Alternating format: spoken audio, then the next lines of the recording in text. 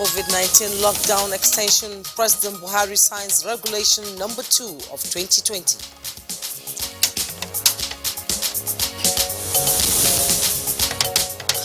President Buhari extends lockdown by 2 weeks, says we must endure a little longer to successfully combat COVID-19 in Nigeria. It has become necessary to extend the current restriction of movement in Lagos and Ogun states, as well as the FCT, for another 14 days, effective from 11:59 p.m. on Monday, 13th of April 2020.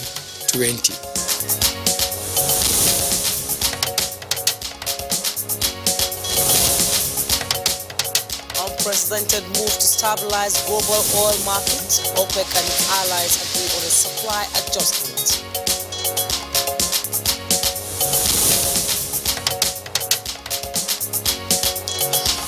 On Good Morning Nigeria today, we focus on President Buhari's broadcast plus COVID-19, working from home during the lockdown in Nigeria.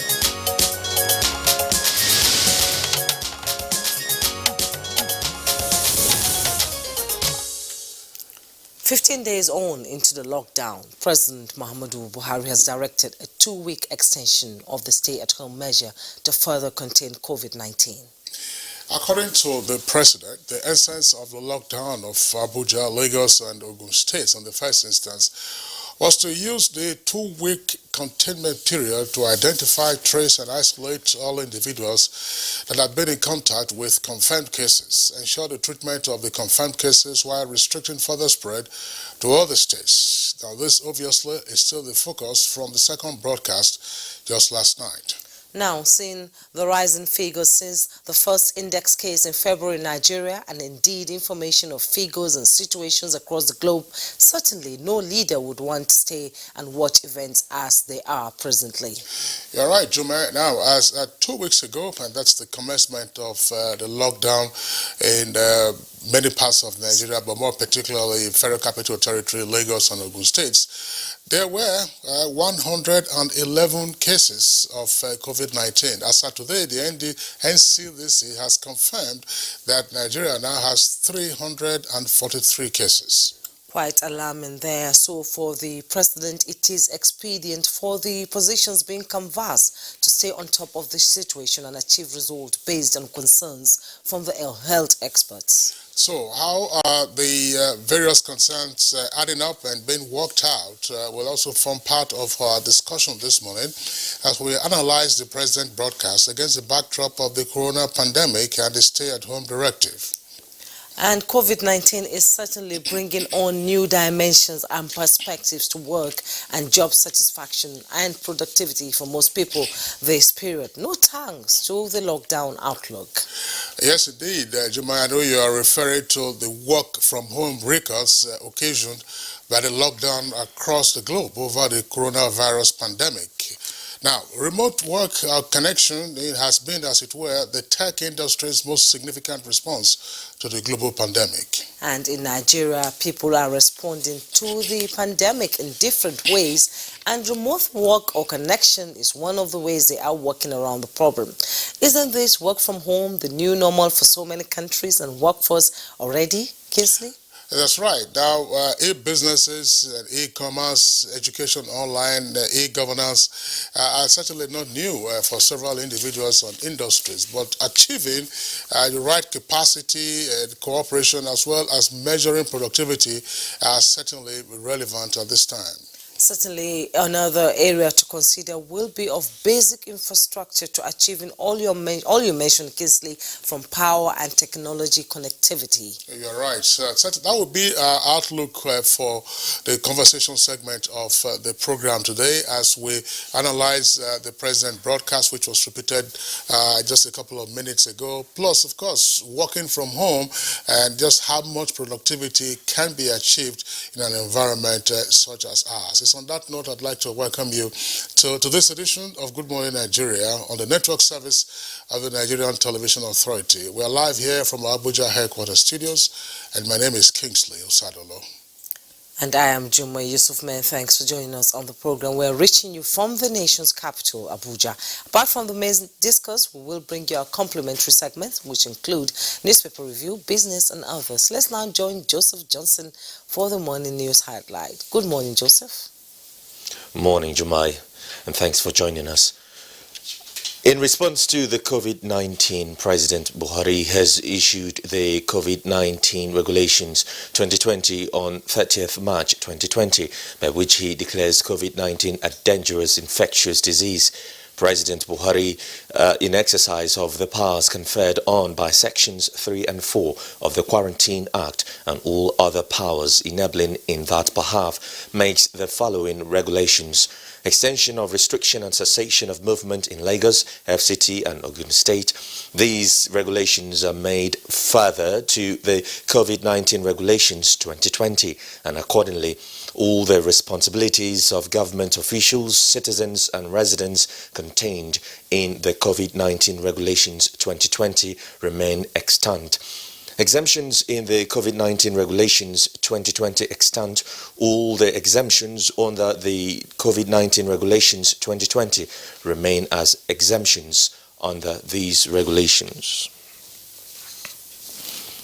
President Muhammadu Buhari has announced additional 14 days extension of the current restriction order in Lagos, Ogun and Federal Capital Territory as part of measures to fully tackle the spread of the coronavirus pandemic. President Buhari, in a nationwide broadcast, says the adjustment becomes necessary following professional advice and briefing from the Presidential Task Force on the global pandemic. Considered the briefings and report from the Presidential Task Force and the various options offered, it has become necessary to extend the current restriction of movement in Lagos and Ogun states as well as the FCT for another 14 days, effective from 11:59 p.m. on Monday, 13th of April 2020. And Nigeria's Center for Disease Control, NCDC, says as at 9:50 p.m. 13th of April, 20 new cases of COVID-19 were reported in Nigeria, totaling 343 confirmed cases in the country. Of the 20 new cases, 13 are in Lagos, 2 in Edo, 2 in Kano, 2 in Ogun, and 1 in Ondo State. The NCDC says 91 have so far been discharged, with 10 deaths recorded. These new data of confirmed cases cut across 19 states in Nigeria. And now there are about 11 laboratories nationwide to test for COVID-19, with testing capacity increased to 1,500 tests per day and over 6,000 tests conducted so far. Chairman of the task force and secretary to the government of the Federation, Boss Mustafa, who stated this at the daily briefing in Abuja, said the war against the pandemic is still raging in the country.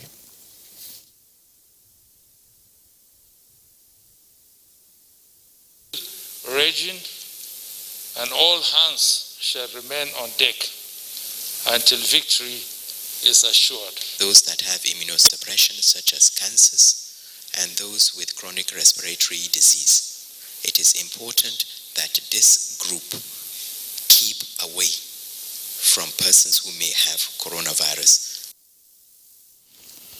In the wake of recent activities of hoodlums and street urchins in the border communities between Lagos and Ogun states, the Inspector General of Police, Mohammed Adamu, has ordered the immediate deployment of additional intelligence and operational assets of the force to Lagos and Ogun states to strengthen security and boost public confidence in the affected areas. The intervention team is being coordinated by a Deputy Inspector General of Police, DIG Peter Babatunde, in charge of the Department of Research and Planning of the force, and the coordinating DIG for South West geopolitical zone. In a statement by the Force Public Relations Officer Frank Mba, the IGP has also ordered commissioners of police across the country to immediately rearrange their security architecture in their various commands to effectively tackle all emerging crimes associated with the COVID-19 lockdown.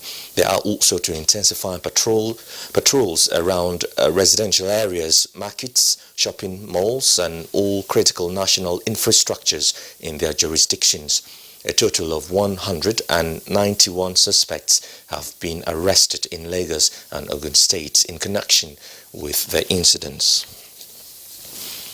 President Muhammadu Buhari extends his good wishes to the people of Chibok, Borno State, as they hold prayers and thanksgiving services to mark the 6th anniversary of the kidnapping of their daughters by Boko Haram terrorist group.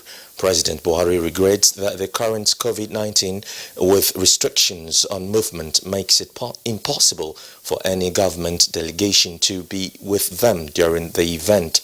A statement by the Senior Special Assistant to the President on Media and Publicity, Garba Shehu, the President notes that the issue of the Chibok girls is not a forgotten issue. Quote, "We cannot go to sleep over this matter. We are optimistic that ongoing efforts will yield something positive," end of quote, President Buhari assured. The efforts by the nation's armed forces of the general operations in the entire region continue in their hope that they would encounter these girls as they did thousands of other hostages, rescue and bring them back home. President Buhari commends Yakubu Nkegi, Lawan Zana and Yana Galang, the executive officials of the Association of the Parents of the Abducted Girls from Chibok, on their steadfast efforts to advocate for the welfare of the parents, the freed women, and those still in captivity. In an unprecedented move to stabilize the global oil market, the Organization of the Petroleum Exporting Countries, OPEC, and its allies, OPEC Plus, as well as other producers, including the United States, have agreed on a supply adjustment of over 19 million barrels per day. The OPEC and OPEC Plus share of the cut is 9.7 million barrels per day. Now, experts have predicted the coronavirus pandemic could cost the global economy more than $4 trillion as it continues to ravage both developed and developing nations. How is the pandemic affecting agribusiness in Africa, especially in Nigeria? The world is a global village. It has this link to each other. One country does business with the other. So there is no way that any country now that is shut down will want to do business with, the other country that is equally shut down. So everywhere is standstill. And that's the news for now. Good morning, Nigeria continues with Kinsley and Jumai after this break. Stay with us.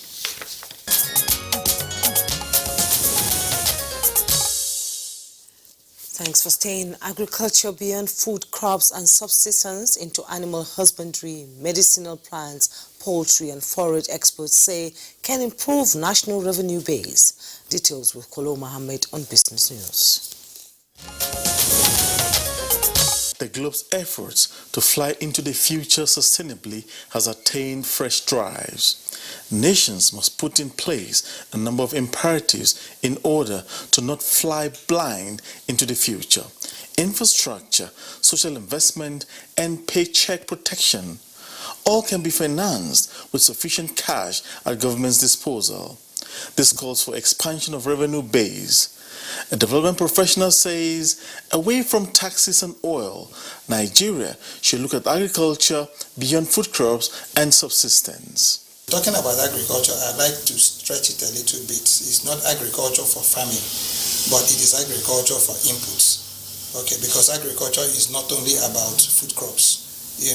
Agriculture is also about medicinal plants. Agriculture is also about animal husbandry. Agriculture is also about poultry. Agriculture is also about forage. The current global pandemic and national epidemic has come through a sustainable time buyer for nations to realign economic imperatives. We must be able to see the advantages that this situation has presented, and I think it has more advantages as a where than I see disadvantages.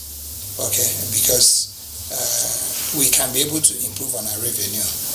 We can be able to improve even on our job creation. We can be able to improve on our human, capital. We can be able to improve on our national, food security. We can even improve on our national pharmaceuticals. Okay, I think this is a wake-up call for everybody.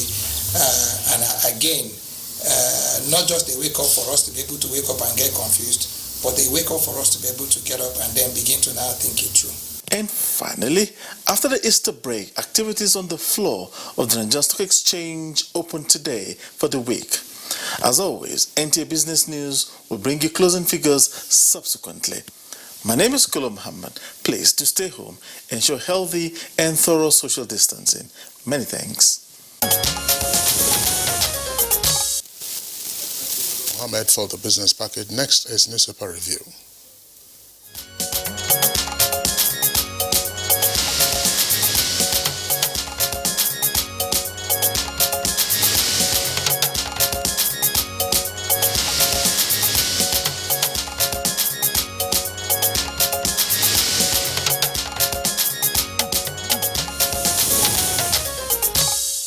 And our newspaper reviewer, Bayo Tiobi, is on the studio. Good to see you, Bayo. Good to see you too. Good morning. Good morning.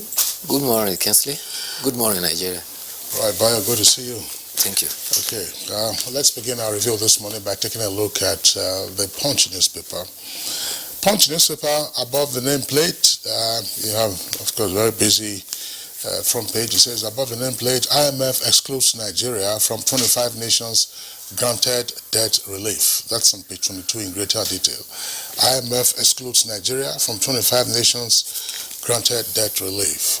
How to access 50 billion naira COVID-19 intervention fund. That's according to the Central Bank of Nigeria.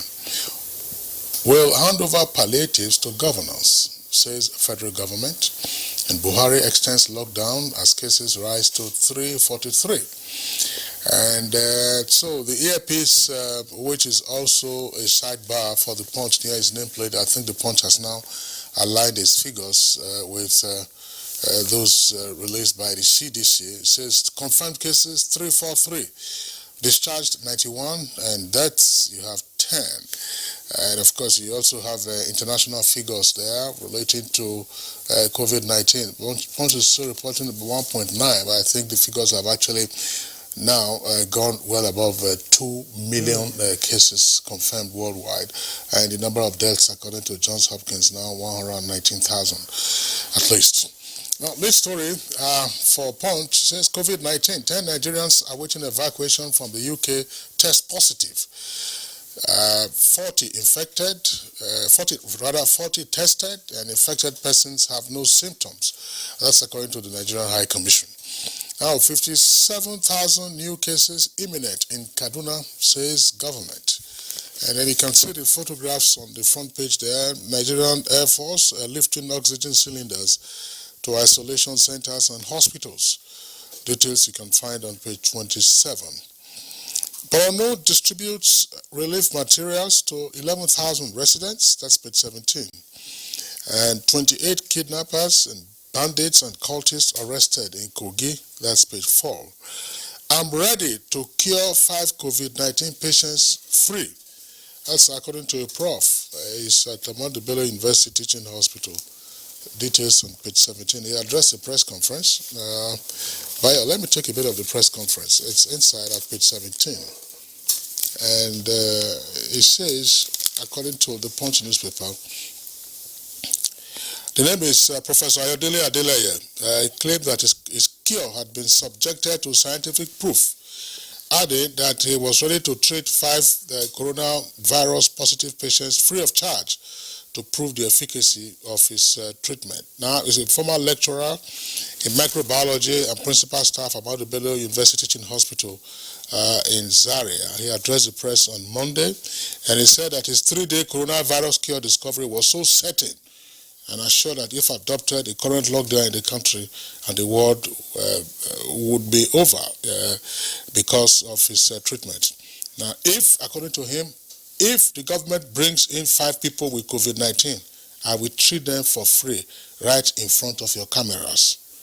it would take between 3 and 5 days to cure COVID-19 patients completely. The cameras will still be on for those 3 to 5 days, by I believe. They'll be recording, yes. And they will be recording us there. Animals, according to him, are not susceptible to COVID-19. The only luck we have is that someone who had COVID-19 was brought and they were treated and it was cured. He says animals are not susceptible to COVID-19. A tiger in a zoo in the US is said to have tested COVID-19. positive to COVID-19. And the tiger is an animal. Yes. All right, so very quickly, let's take the last set of headlines right at the foot of the front page of the Punch newspaper. Herdsmen behead 2 men in Fresh Benue attack. That's page 7. 2 arrested for kidnapping and killing of 15-year-old Bochi doctor's son. Okay. SS2 pupil murdered after 5.5 million naira ransom payment. And NMA kicks. And FCT residents protest infectious diseases cemetery location. That's page 9. And we now go to the Daily Sun newspaper. The earpiece there. Can demands reopening of churches. With rider calls for transparent distribution of palliatives. You find that story on page 6. The headlines there, COVID-19, Buhari extends lockdown by 2 weeks. With rider orders strict enforcement in Lagos, Ogun and FCT. Gives health workers kudos. Raises panel of ministers to evolve policy on economic survival. Expands social register from 2.6 million households to 3.6 million. Raises laboratories testing capacity to 1,500 per day. And the picture story you see there, arrested defaulters of stay-at-home order in police van in Abuja yesterday. Bonfire on Sunday, Oduton Street, Yana Paja in Lagos following the upsurge of robberies in some parts of Lagos. Food crisis, drug scarcity loom. Supermarkets, pharmacies running out of stock. Find that story on page 2 and 6. Governors to henceforth share palliatives. That's coming from the federal government. That story is on page 6. Robbery, IGP deploys intervention squad to Lagos and Ogun State. That story is on page 5. Boko Haram terrorists kill 7 in Borno. Find that story on page 4. At the bottom plate of the Sun newspaper, I will do everything to ensure safety of Rivers people. That's coming from Wike, the governor of Rivers State. The story is on page 5. And then the illustration there, Kingsley has earlier read out the one in the paper he looked at. And the figures are just rising and it's getting quite alarming there. Well, Bayo? Yes, thank you, Jume. The lockdown in the Federal Capital Territory, Lagos and Ogun State, has been extended for 14 days. That was indicated in the broadcast by President Muhammadu Buhari. And he says it was a difficult decision to reach, and it is a matter of life and death. He said, secondly, the livelihood of workers and businesses also must be preserved. And he pointed out by making a comparison. By 20th March, when just before the first lockdown, the cases in the whole world was only about 780,000. It has now gone to about 1.85 million.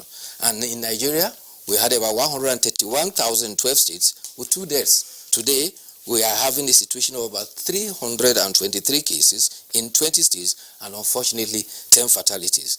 And the president, since we are going to discuss the president broadcast, let me just highlight just the key issues that the president said you and I must do. And he says we must not lose the gains we have made. We must not allow increase in community transmission. In this regard, we must continue to detect, test, administer cases, and then trace contact. We must also put all aside our personal comfort and sacrifice for the safety of all of us. The president was full of praise for our health workers, and he said, "You are our heroes. The nation will forever remain grateful to you." He also commended the Presidential Task Force and as well as security agencies, emphasizing that they must be firm and civil in enforcing the lockdown. He also commended traditional rulers and religious leaders.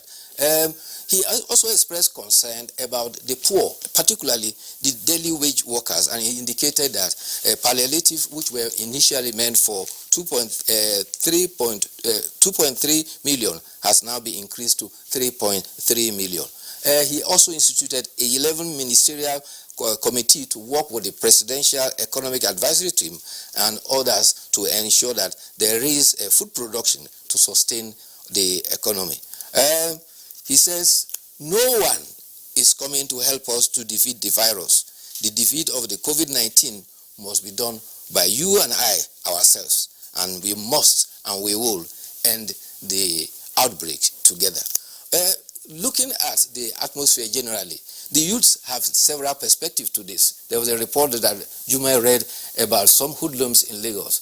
Members who are serving their obligation under the national NYSC have now come up to produce sanitizers and face masks for 20 states in the Federation. The Director General of the NYSC says that they are doing this under the auspices of the skill acquisition and the entrepreneurship development.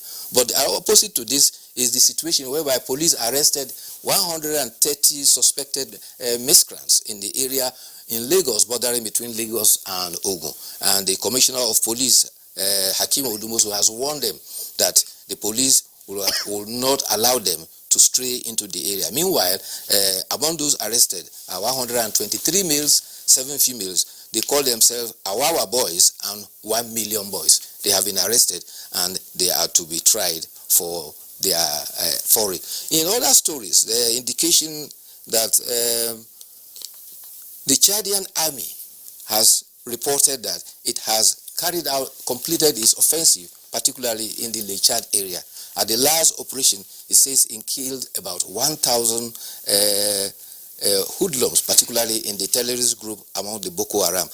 Unfortunately, this was triggered by when they lost 98 soldiers. In the operation, they also lost another 50 soldiers. But they are sure that they have dealt a serious blow to the Boko Haram fighters. Okay, Bayo, the editorial is from the Nation newspaper, and it's on COVID-19. The editorial is entitled Pandemic Laxities, and it has a write-up which actually speaks to the essence of the editorial. It says, a doctor hiding a patient's status and a crowd massing for exercise underscore Nigerians' unserious attitude towards COVID-19.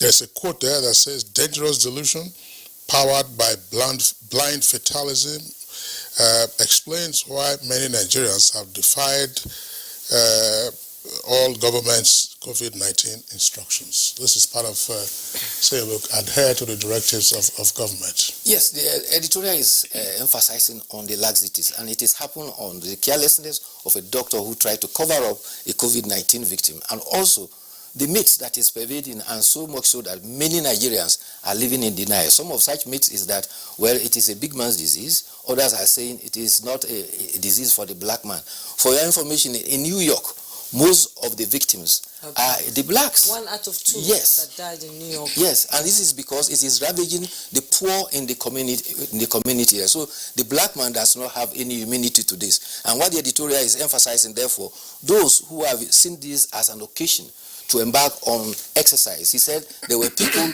who were on the expressway using it as a keep fit and were doing exercise. Yes. Many of them have been arrested and they have been sentenced to community service as well as to stay at home for 14 days.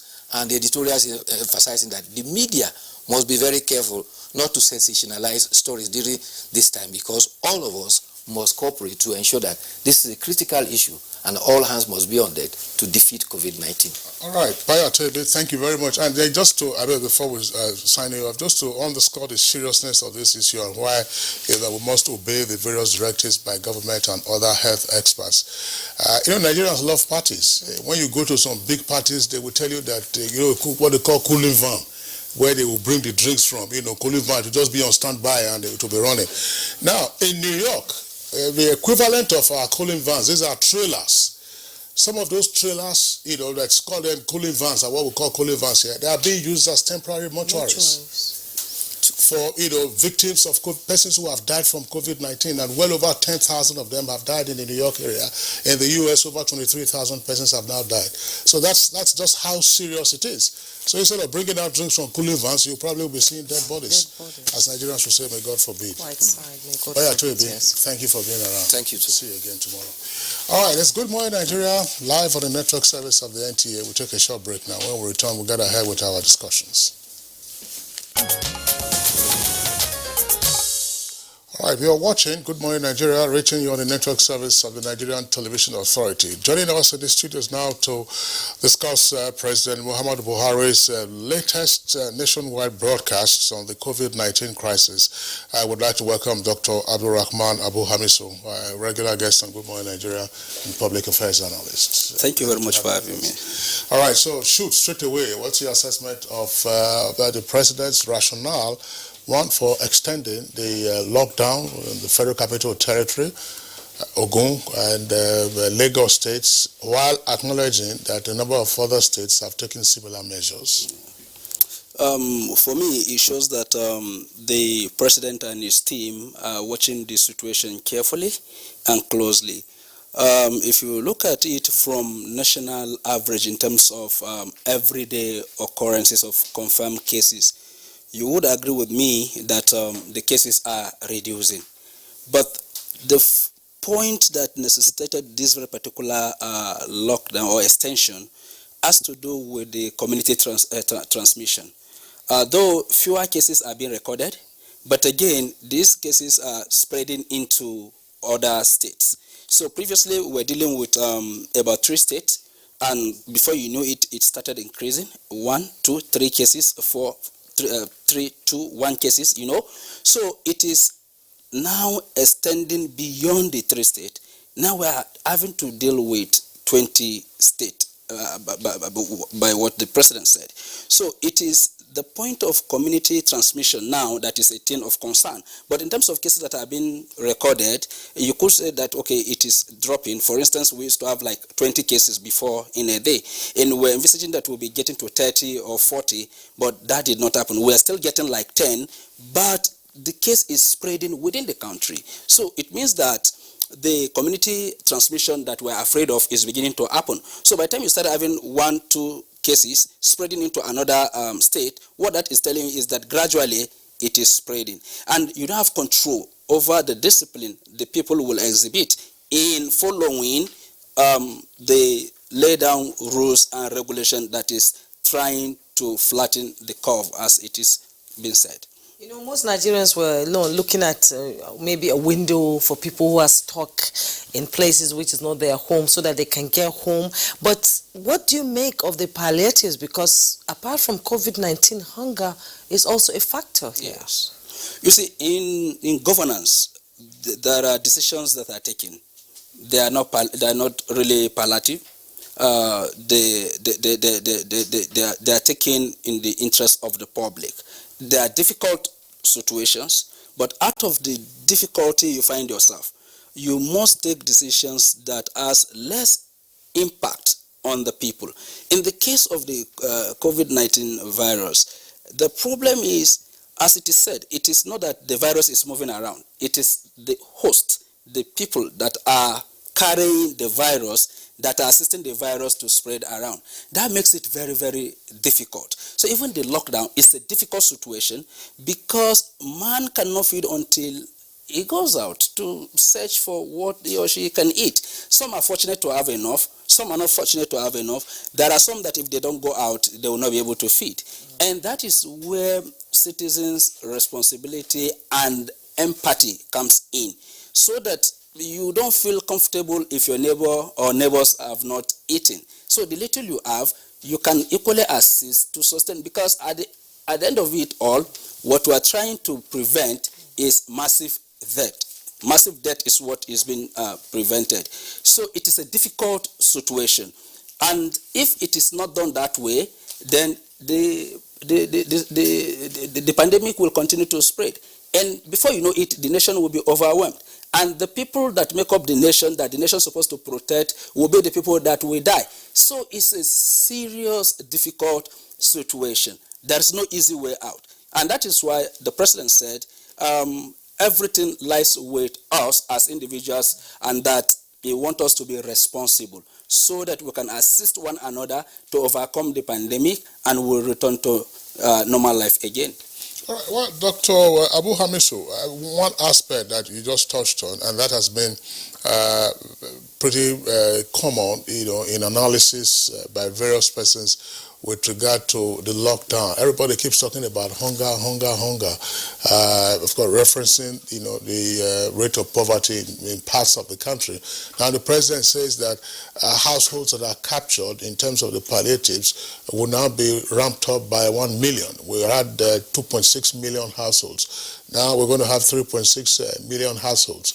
I'm not sure what the average is in terms of number of persons per household, but that would appear to be a significant climb up of persons to be captured. But exactly how these beneficiaries are getting these things and what they are getting would be very important in knowing how efficacious the palliatives would be. What would you like to see? You see, one of the greatest challenges we'll be facing in this country is lack of baseline data for almost everything. Because there are no baseline data, it makes monitoring and evaluation very difficult. Even when the government is right, people cannot even track to ascertain the veracity of the claims of government. So, and this is an emergency situation. An emergency situation in a country where there are no baseline, where census has not been able to determine the number of households. We've not even discussed what is the number of households, what makes up a given household, whether it is 6 persons, whether it is 7, whether it is 8. So what we are doing is, okay, we can take baseline, say UNHCR, say 6 persons, 4 children, father and mother. But again, we have polygamous families too, which are not even captured. So if you take 6, for instance, it means a family of 12 is not taken into consideration. So the family of 12 will get the same thing as family of 6. So it's a complex situation. But for Mr. President to say, okay, we're increasing the numbers from 2 million or so to 3.6 million, it shows a significant increment, and it means that the government is equally listening to the cries of the public that are saying that we are hungry. Now, what we are equally talking about is how are these people getting this very particular palliative measure that the president has talked about. But the most significant thing is the president acknowledged the fact that there is a need for increment because people needed to be taken care of so that they can remain in their homes. So for me, it is something that shows that, okay, the president is listening to the people, and that what the people are talking about, the people around Mr. President are equally briefing Mr. President to say, look, we need to do something. So we can't do beyond our means. Nigeria is dependent on crude oil to some large extent. We are equally dependent on farming, and the rains are here. We are preparing the land for farming, and before we say, Jack, coronavirus is here. That has equally denied us access to our farms for now, and then crude oil prices has crashed. In the midst of that, we demanded for review of the price. The pump price of petroleum has been reviewed downwardly. So what we are dealing with is a complex situation, and we just have to make use of what is available to us to sustain ourselves pending when the condition will be feasible for us to go back to our normal activities. Okay, talking about the issue of testing, a lot need to be addressed there, don't you think? Pardon? Testing. Yes. The issue of testing is something, but again, the approach that government has put in place, we've been saying that testing should be the way forward. But in the meantime, as you know, this is an emergency. Nobody prepared for it. Nobody was designing the testing kits. Nobody was designing the ventilators in advance because people thought it would just remain in China. But before we knew it, it was all over the world because of the relationship between countries and the way we do business with one another. So testing is the way to go. But again, we are not, for instance, at this point in time, recording unusual deaths that we could say it has increased beyond the normal death that we used to witness. And from all the diagnoses that are available to us, no cases that are being reported across, for instance, the 3 states, to show that the normal death that was being witnessed before coronavirus has increased, which is a pointer to the fact that we may become suspicious that coronavirus is killing people. Okay, thank you so much, Dr. Abdurrahman Hamisu, Public Affairs Analyst. Thank you so much for your input. It's my pleasure. We'll take a break now. When we return, working from home, COVID-19 is our discussion.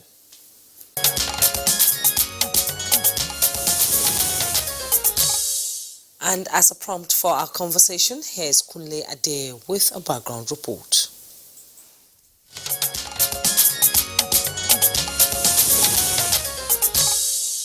Before the index case of coronavirus in Nigeria, workplaces were busy. With the increasing number of cases, government announced cessation of movements in Federal Capital Territory, Lagos and Ogun states. Many state governments have placed restrictions on movements in their domains. Consequently, businesses have been closed, schools shut, and civil servants instructed to work from home, except those on essential duties. 2 weeks into the restriction order, how are people coping? Many have now resorted to the working from home advice of government. Some schools now engage their pupils and students via online platforms to keep them in touch with learning. Some government activities are also taking place through the same platform. Most business owners who are affected by the lockdown are now using the online platform as a remedy. Many are not accustomed to working from home as they may feel it looks unstructured and isolating. But one thing is at stake, which is containing the virus. Are there hazards in working from home? Is everybody ICT compliant to easily fit into the new scheme of work? And is it cost intensive also? Adequate response and detailed analysis shortly.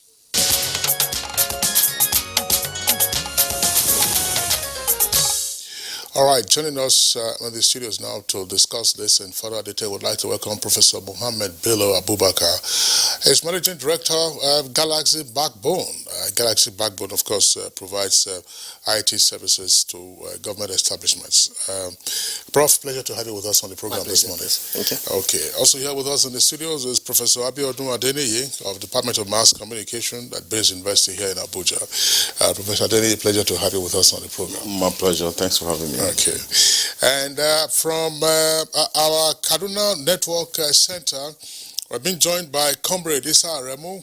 Comrade Issa Aremu, of course, is a very well-known Labour leader and also member of the National Institute of Policy and Strategic Studies and Vice President, Industrial Global Union.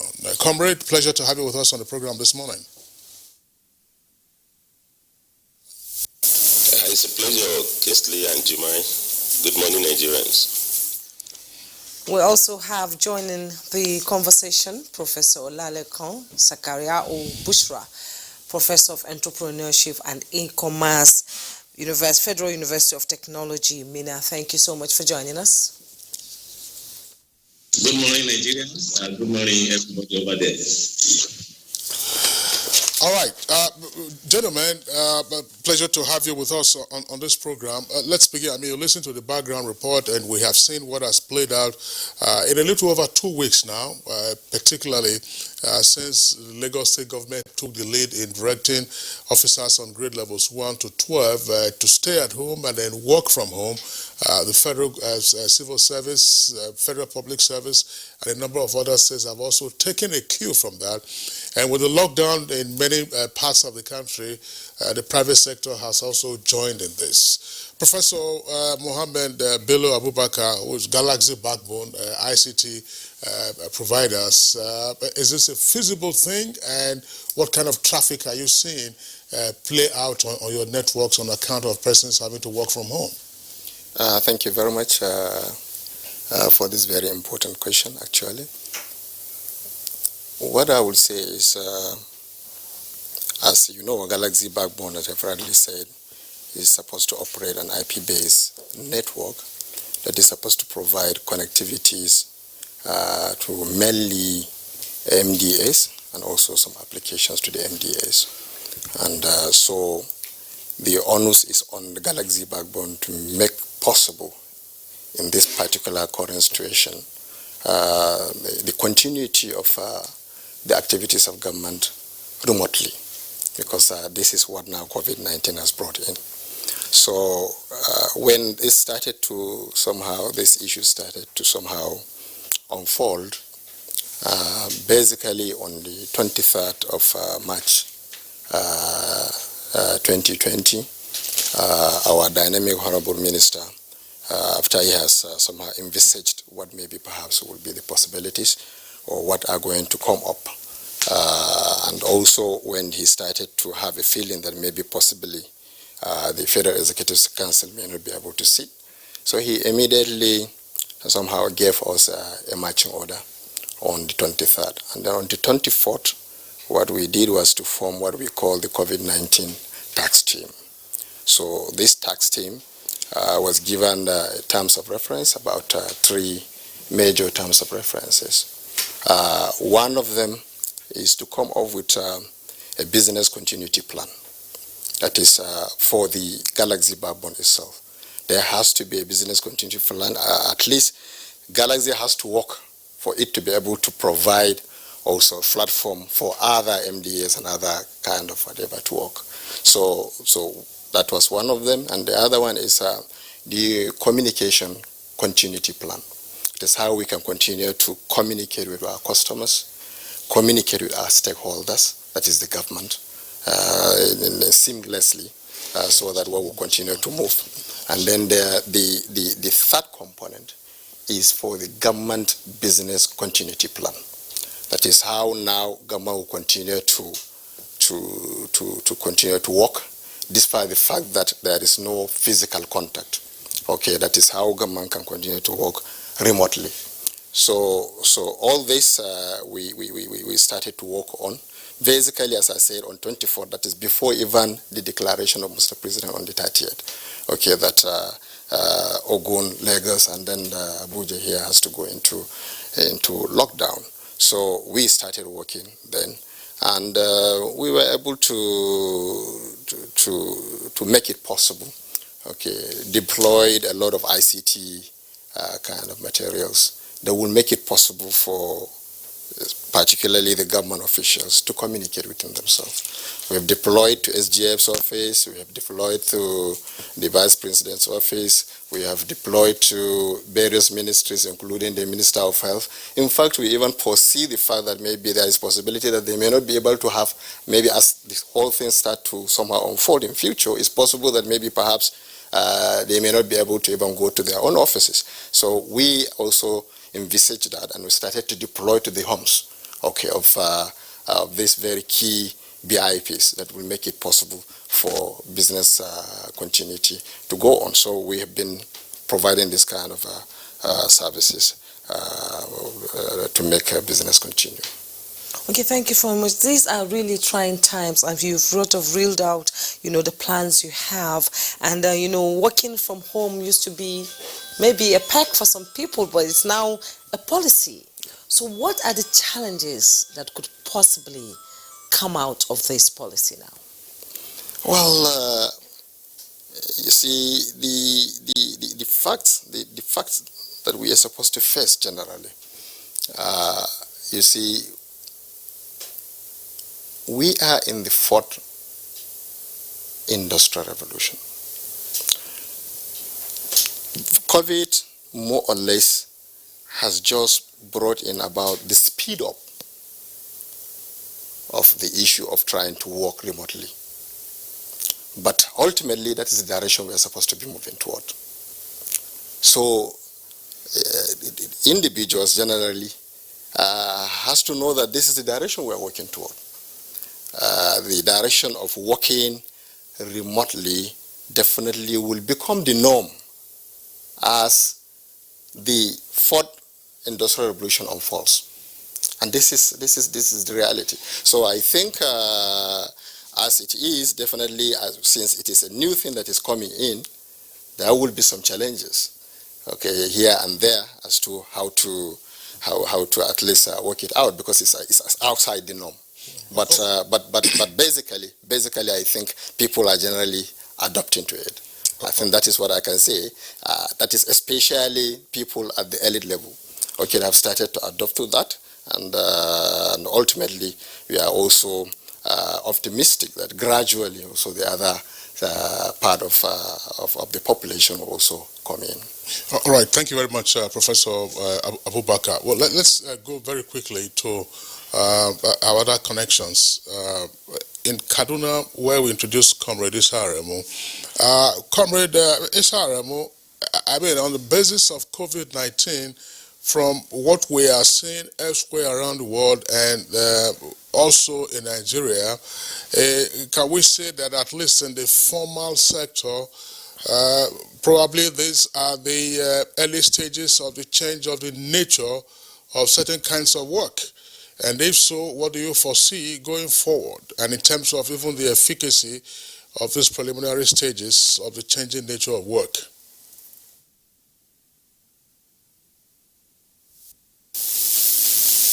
Well, thank you so much,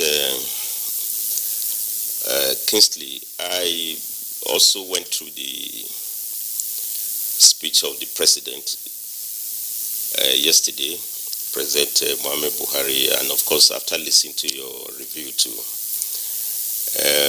I think if I can recollect, the paragraph 54 of that speech is very emphatic that as a result of the coronavirus pandemic, the world, the way we used to know it has changed. And that the way we interact, the way we conduct businesses, the way we trade, the way we travel, and even the way we educate our children, and also the means of livelihoods has really changed dramatically. And I think for me, the president hit the nail on the head to show that it cannot be business as usual in the way we work. And I also share the same position of Professor Mahmoud. I hope I got it right, from the bridge communication of the Ministry of Communication, that even before the pandemic, where actually the world of work is changing. I had the privilege of attending the centenary of the ILO conference last year in Geneva. And of course, one of the key issues, the ILO, the International Labour Organization, which is the oldest arm of United Nations dealing with labor matters, one of the critical issues that have been that were discussed about the future of work in terms of e-working, teleworking, but the coronavirus has now made this even more urgent. And I think it's clear now, again from the president's speech, and I share his position that this is not a joke, it's a reality. And if you have to extend the lockdown for the next 2 weeks, I mean, it's clear now that for us to survive, lockdown doesn't mean that we have to lock down productivity. Lives are important, but livelihood is even far more critical. It's not one or the other. We need the two together. So there's no doubt about that the way we work has changed, and it has to really change along that line. And Kingsley, if you also ask me further, I also listened to your newspaper review, and for me, it's a nightmare scenario. I hope it's not true that where I am now, we're expecting close to about 57,000 cases. I mean, that tells you that for a long time there will be long haul in Kaduna in terms of the way we work, the way we get things done. So the earlier the better. We think outside the box. But the key issue, whether the work is at home or is outside, the principles are the same. There should be working men and women who must have the skill to work. Those are the workers. So you need to, in this case now, you need to retrain them, you need to retool them, you need to prepare the mind for them, you need to motivate them.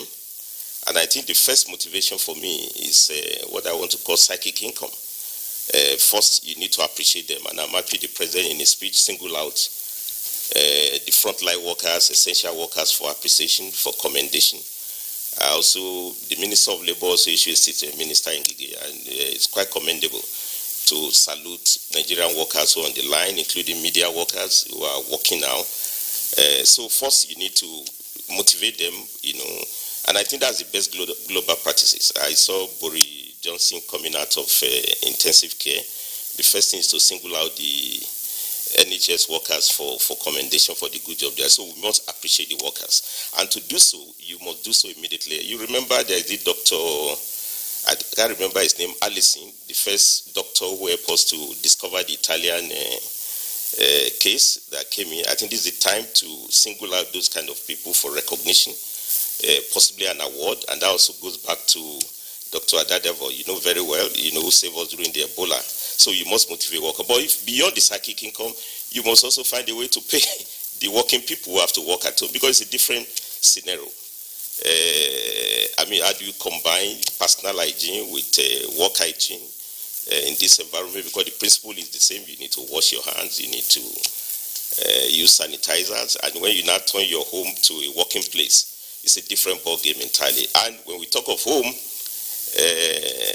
Kingsley, we assume a home. It has to be a home that is work-friendly. You also assume workers live in a place that is even good for them for living, not to talk of working. That's also very critical. We have huge housing deficit in this country. And even those who have houses, what's the quality of the houses? What home working can you do when you face me, you stay in face me and face your houses? So it raises a lot of serious challenge. Then technology is important, and I think the prof who spoke on this law of communication knows that you cannot do anything unless you have internet connectivity, and also you have energy. There must be uninterrupted power supply. So whether it's outdoor working, indoor working, there's no escape for us. We must return to the conditions that make productivity very necessary. But I know very well that many workers already do home working. It used to be the challenges of most of the women workers before, but now it has become mandatory for us to really get that done now if we have to run the economy. And for us to really go with the best practices in the world, if we talk of Europe locking down, Germany lockdown, Italy and co, that doesn't mean work is not going on. Schools are still running. I know of many lecturers that are teaching online in different parts of the world. They are still educating their children. And I think we shouldn't take lockdown to mean that you lock down productivity, as the case may be, but you need appropriate conducive environment to get that things done. And the principle is the same. You motivate the workforce very well. You pay them, appropriately for this. Those frontline workers, health workers, the nurses that are going up and down, risking their lives, even including media workers moving around, delivery workers, who are moving every other day. If you are paying them minimum wage before, they need maximum reward for them to cope with the challenges that we have now. So, but the last point I quickly want to add to this is that the president has constituted a high power, what you can call the COVID economy panel, which is made up of a couple of ministries.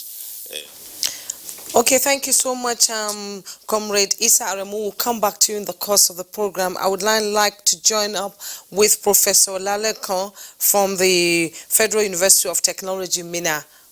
If you can hear me. I hear you. Good morning. And good morning, Nigerians. Okay, Nigeria has quite its own peculiarities, and apart from the problem of erratic power, supply and poor internet connection, a lot of people are beginning to work from home now. So what are the challenges people new to this technology will encounter if they have to work from home as it is now? Please, can you just repeat what you've just told me now? I didn't hear you clearly. What I'm trying to say is that, apart from, erratic power supply, poor internet connection, a lot of people are, are working from home now, and they are new to this kind of technology. So what kind of challenges will they be facing? Okay, in addition to all the aforementioned factors, like the facilities and whatever we have already known, technology, the culture of working at home is also very important. very, very important. The culture in terms of orientation of Nigerians, which we cut across the informal and formal sector, is very, very key in this regard. So therefore, Nigerians should try as much as Nigerian government or whoever that is going to be enablers, we should try as much as possible to build this culture that Nigerians can work at home. It's a culture, it's a practice.